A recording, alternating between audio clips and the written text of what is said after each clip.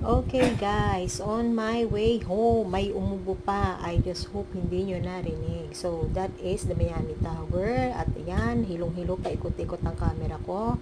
Yung nasa likod kong mailaw na yun po ang Azure Beach Club, which is before they called it Paris Beach Club because it was rumor says or hearsay na owned by Paris Hilton. So, they called it Paris Beach Club wherein natapos na yata ang kanyang contract. So, yun na nga. And then, I'm on my way to our tower.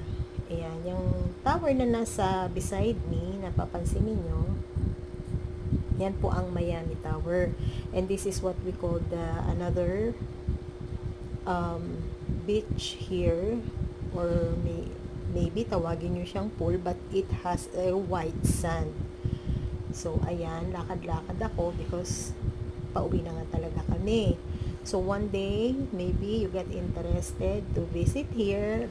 Kung hindi pa man po kayo nakabisita, I am inviting you. And kung kayo naman po ay nanggaling na, so welcome back if you want. Or maybe I can assist you. Hindi po ako agent dito, ha? Baka naman, hindi po tayo agent. But maybe I can help you out to find your unit. So, see ya!